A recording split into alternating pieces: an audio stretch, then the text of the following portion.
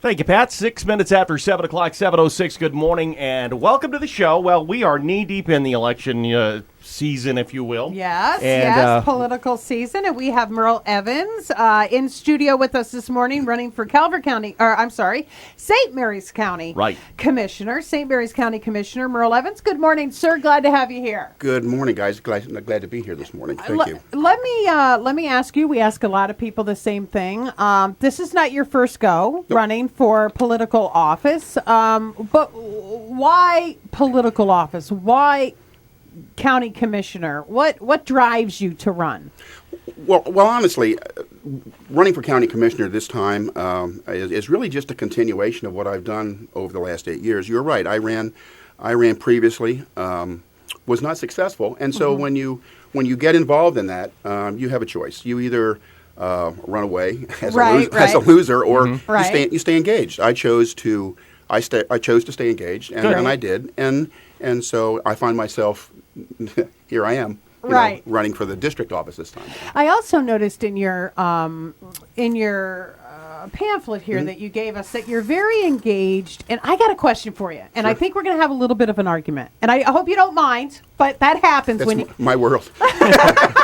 Welcome to my world. Not yeah, a me big too. Argument, but I got a question. That's okay. I got a question for you. Sure. You volunteer on a lot of boards for nonprofit organizations. I do. I noticed that, and I also saw that you think that it's important that we help out nonprofits more because nonprofits help out the community, especially in St. Mary's County. Mm-hmm. Do you think taxpayer dollars should go to support, in some form, nonprofits in St. Mary's County?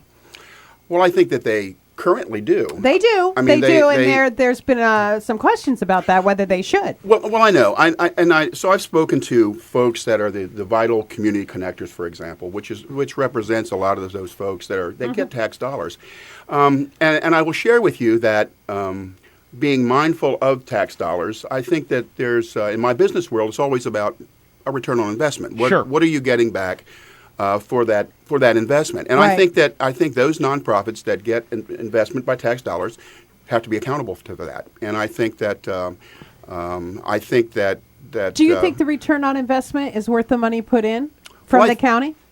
Well, I think it depends on who invests in a nonprofit. I mean, I'll give you an example. If we're helping out volunteer rescue squads, EMS, and the rest, is that a good return on investment? Yes, yeah. I believe it is. Absolutely, it is. Most people would agree with that, right? Yeah, most people would agree with that.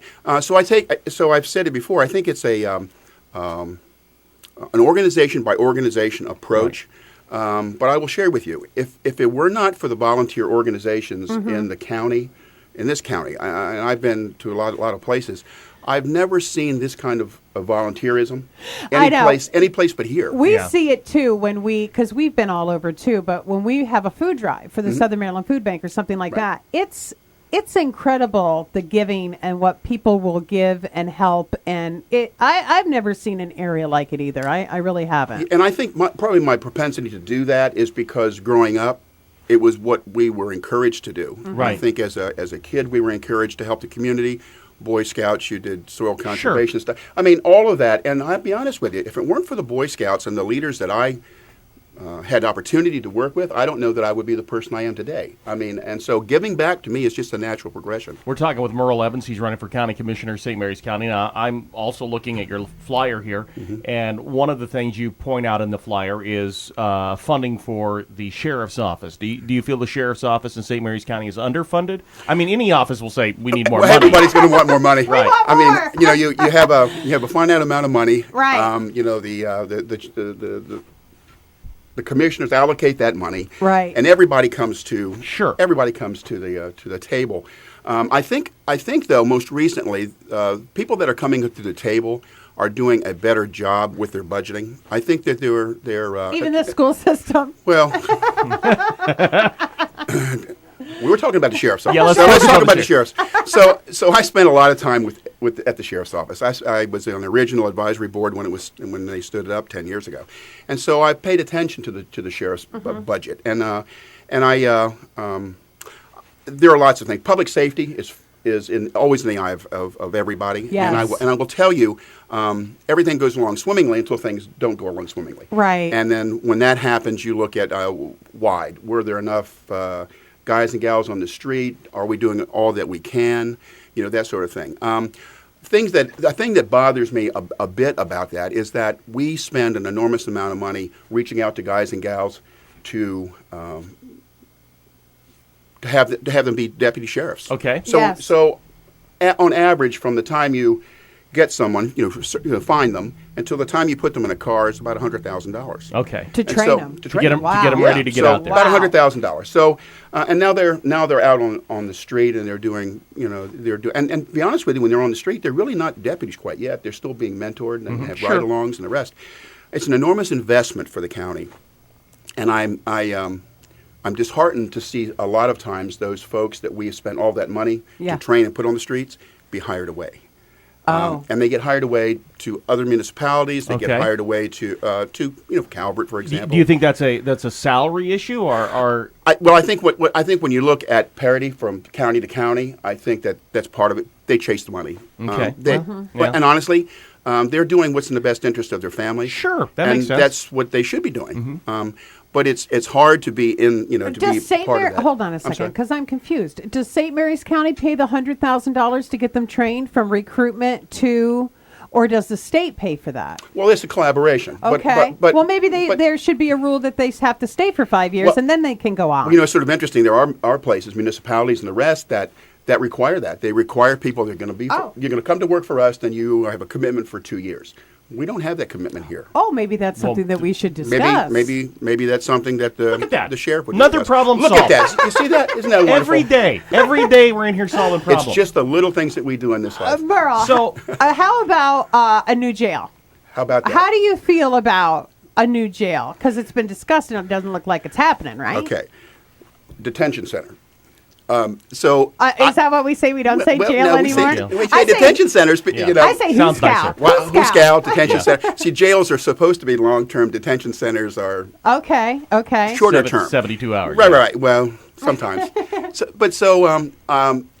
I'm in support of a new detention center. Okay. For a couple of reasons. More than a couple of reasons. But we do have a capacity issue at the detention center, and we have other issues too. We have some failing systems at the detention center. We have HVAC systems that are failing, those sorts of things. Right. But back to the capacity issue, we have an increasing number of female inmates, our detainees. Yeah. Right. And it's difficulty finding space for them. And more importantly than that, I think some of the added space that we require is to provide services. One of the issues that we have in the county and nationwide actually is people coming back.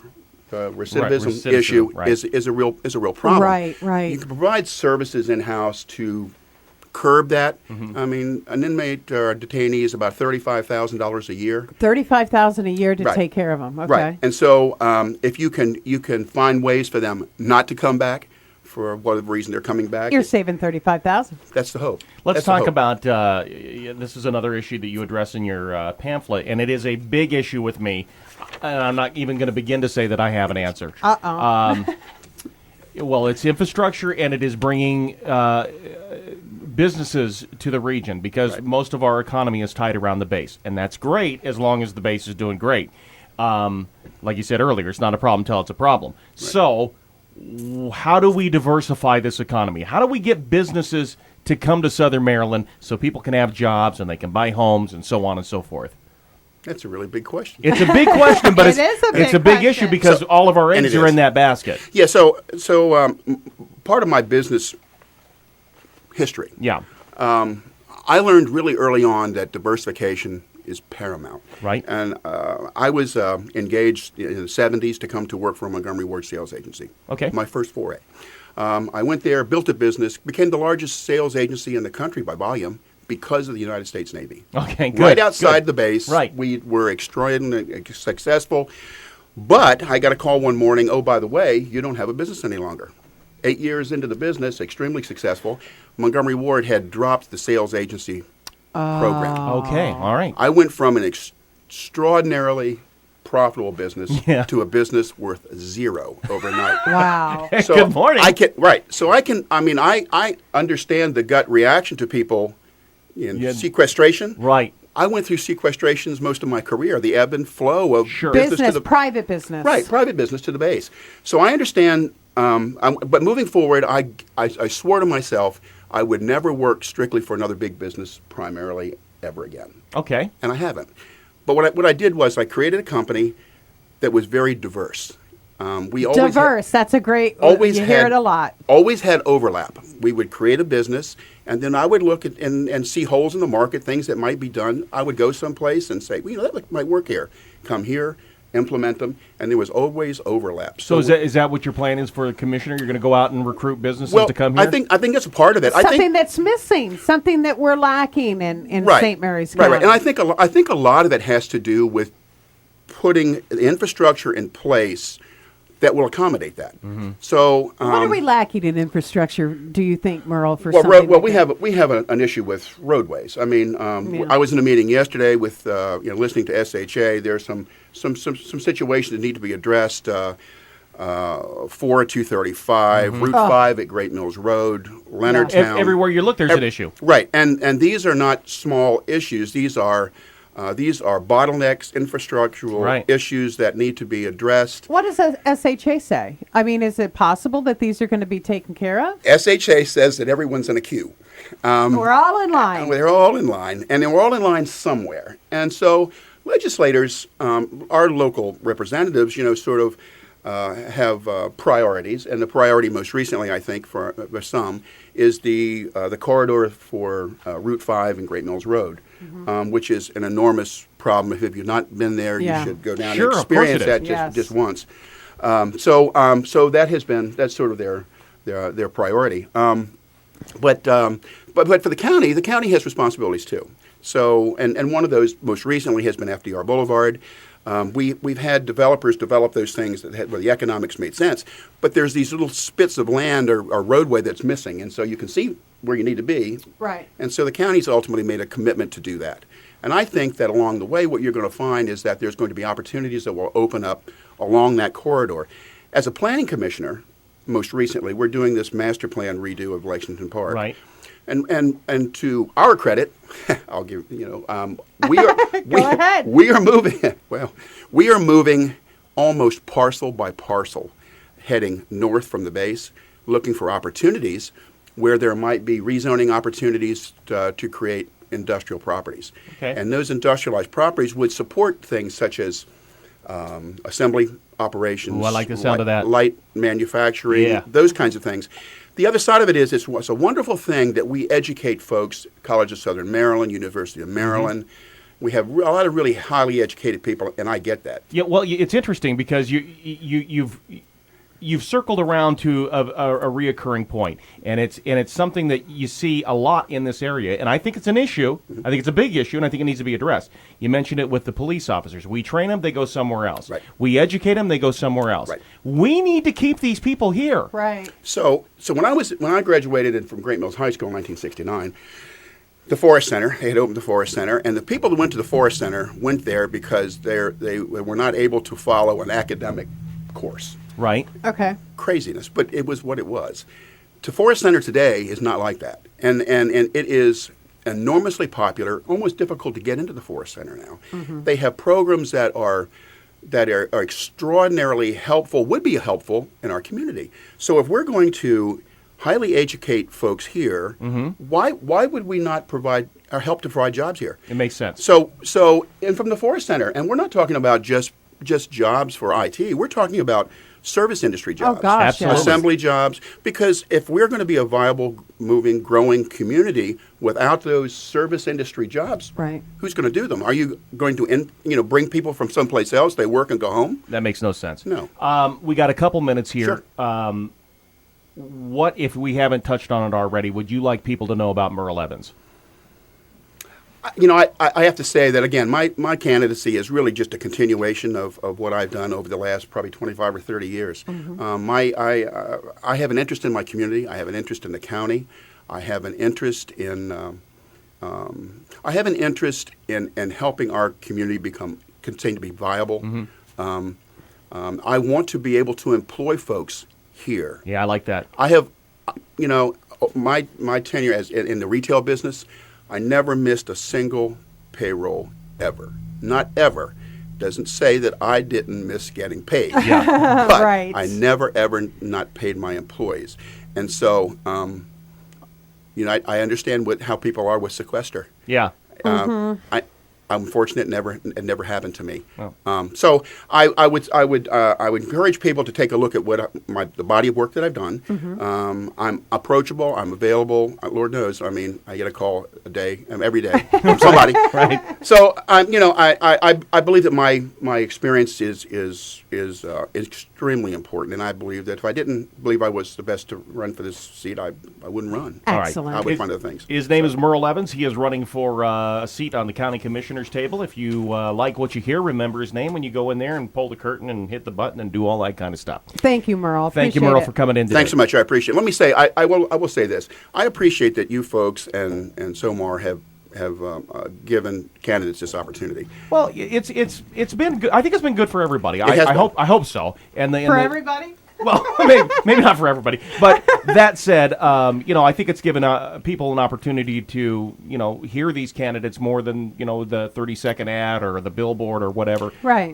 And I think that's important. But I think that the part of the building relationships between the media, county, the Navy, it's not so much about individuals anymore, and we either do poorly as individuals or do much better as a collective. I will tell you something that's been interesting from my side of the control board here as the candidates have come through. Right. And the interesting thing is, regardless of party, Democrat, Republican, it doesn't matter.